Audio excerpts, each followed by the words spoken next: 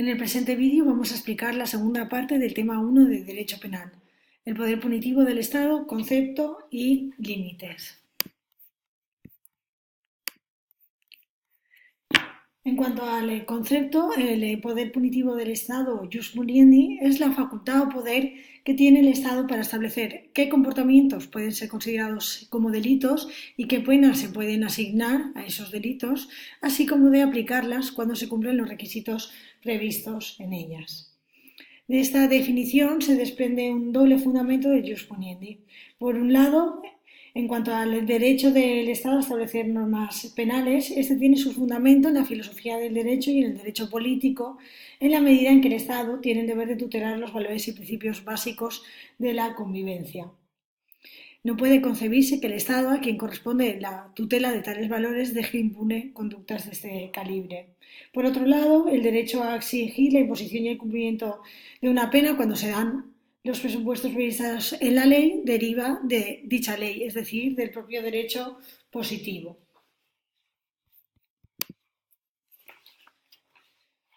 Hay que tener en cuenta que el único titular del jus puniendi es el Estado, incluso cuando hablamos de los llamados delitos privados. Los delitos privados son aquellos que precisan querella del ofendido para poder perseguirse, es decir, que el ofendido ejercite la acción penal. Eso no quiere decir que el Estado delegue o atribuya el jus puniendi a la iniciativa privada, al ofendido por el delito, sino que condiciona su ejercicio, pero en todo caso por el Estado, a la iniciativa de dicha persona ofendida. Hay que tener en cuenta que el jus puniendi se ejerce por el Estado, que es su único titular, si bien es cierto que lo hace a través de diferentes órganos o poderes. El poder legislativo, al que corresponde crear aquellos hechos que se consideran delitos y las sanciones que se les asignan, al poder judicial, a quien corresponde la potestad de juzgar y hacer ejecutar lo juzgado, y al Poder Ejecutivo, a quien corresponde la competencia para hacer efectivo el cumplimiento material de la pena impuesta. Estudiamos a continuación los límites del jus puniendi. Hay que tener en cuenta que este poder punitivo del Estado se encuentra sometido a una serie de principios limitadores. Estos principios afectan tanto a su creación, a la creación del derecho penal, como a su aplicación. Y son, en primer lugar, tenemos el principio de legalidad, y también tenemos el de intervención mínima, el de proporcionalidad, el de humanidad de las penas, el de resocialización, el de culpabilidad y el de non bis in idem, que iremos desgranando a continuación. En cuanto al principio de legalidad, este tiene su origen o se atribuye su formulación a César Bonesana, marqués de Beccaria, atribuyéndose también a Feuerbach, que la acuñó con una conocida expresión en latín, que es la de nullum crimen, nullo penam sine lege. Aparece en nuestra Constitución recogido en el artículo 25.1, que establece que nadie puede ser condenado o sancionado por acciones o omisiones que en el momento de producirse no constituyan delito, falta o infracción administrativa según la legislación vigente en aquel momento. Es decir, hay que estar a la ley vigente en el momento de cometerse el hecho presuntamente delictivo.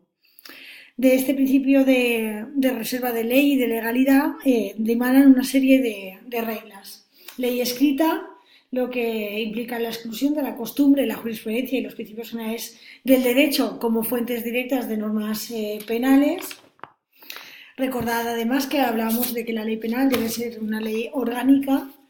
Por otro lado, la ley cierta o el mandato de taxatividad, que se conecta con uno de los elementos del delito que estudiaremos en el siguiente tema, que es la tipicidad.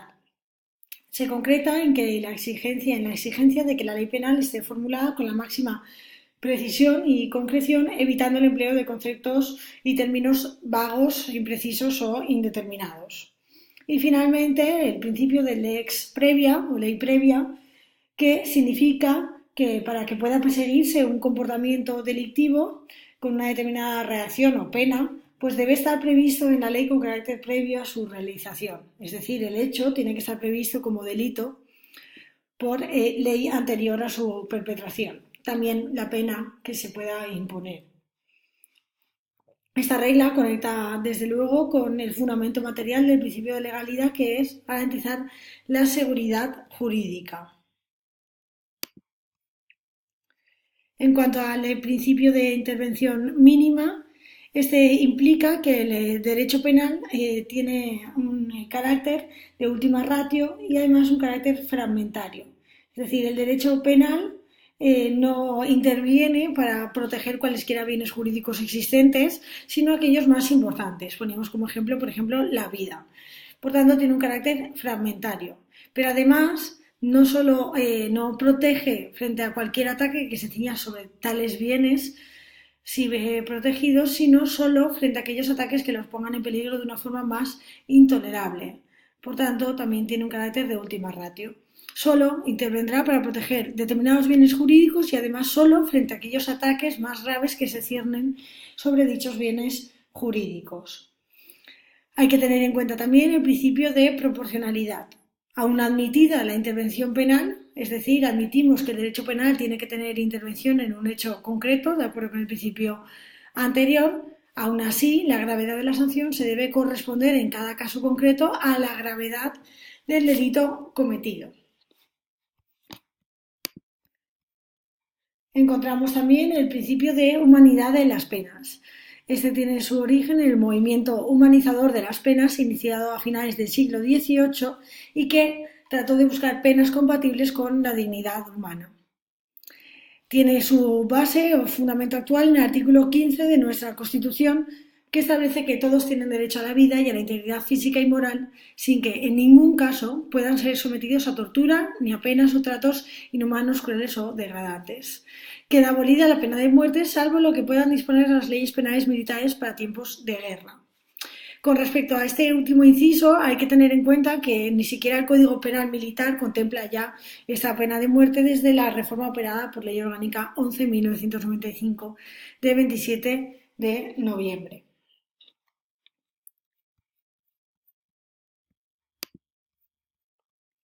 Estudiamos también el principio de resocialización. Este viene establecido en el artículo 25.2 de la Constitución, que establece que las penas privativas de libertad y las medidas de seguridad estarán orientadas hacia la reeducación y reinserción social y no podrán consistir en trabajos forzados.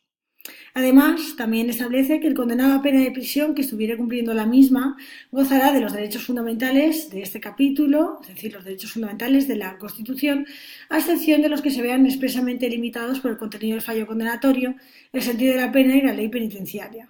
Por tanto, las únicas fuentes legítimas de restricción de tales derechos fundamentales son el fallo condenatorio, el sentido de la pena y la ley penitenciaria. Esas y no otras. En todo caso, finalmente establece que tendrán derecho a un trabajo remunerado y a los beneficios correspondientes de la seguridad social, así como el acceso a la cultura y al desarrollo integral de su personalidad. Estudiamos también el principio de culpabilidad o de responsabilidad. Este se podría recoger bajo la regla no hay pena sin culpabilidad, nula pena sine culpa. E implica que para legitimar la intervención del derecho penal es preciso que pueda atribuirse el injusto penal a un sujeto que además debe de tener la capacidad de ser motivado por la norma penal. Es decir, podía haber entendido el mensaje de la norma y actuar en consecuencia, y no delinquir. Este principio a su vez se concreta en una serie de principios de personalidad de las penas. Solo puede castigarse por hechos propios, no por hechos que cometan otras personas o incluso familiares nuestros. El principio de responsabilidad por el hecho, solo pueden castigarse hechos, conductas, no la forma de ser, ni el foro interno del sujeto, ni los pensamientos ni ideas. El principio de dolo o culpa, o de responsabilidad subjetiva en sentido estricto, hay que tener en cuenta aquí que el artículo 5 del Código Penal establece que no hay pena sin dolo o imprudencia. Y finalmente el principio de culpabilidad en sentido estricto. Solo puede imponerse una pena a sujetos culpables en el sentido de la categoría dogmática de la culpabilidad. Esto lo estudiaremos en el tema 2. Esto significa que solo puede imponerse una pena a un sujeto cuando reúne las condiciones biopsíquicas necesarias para comprender el sentido de la norma y actuar conforme a esa comprensión, y además no se dan otras circunstancias que excluyan la culpabilidad, como determinados supuestos de inexigibilidad, que hacen que no podamos exigir al sujeto una conducta distinta a la que llevó a cabo en las circunstancias concretas en las que actuó. Finalmente, estudiamos también el principio non bis in idem. Este principio veda la doble sanción, es decir, imponer dos sanciones, su vertiente material, y el doble proceso, es decir, la repetición del proceso judicial en su vertiente procesal, cuando existe identidad de sujeto, hecho y fundamento. No está recogido expresamente en la Constitución, pero sí se entiende incluido por nuestra jurisprudencia constitucional como una manifestación del principio de legalidad en materia penal y sancionadora. Hay que tener en cuenta que, no obstante, este principio non bis in idem no implica, en todo caso, que no quepa una duplicidad de sanciones, por ejemplo, penales y administrativas, cuando concurren determinados requisitos. Estos son que exista una relación de sujeción especial, que es, por ejemplo, la que tienen los internos respecto de la administración, y que el bien jurídico protegido por cada una de las sanciones, penal y administrativa, el fundamento de la sanción de cada una de ellas sea distinto.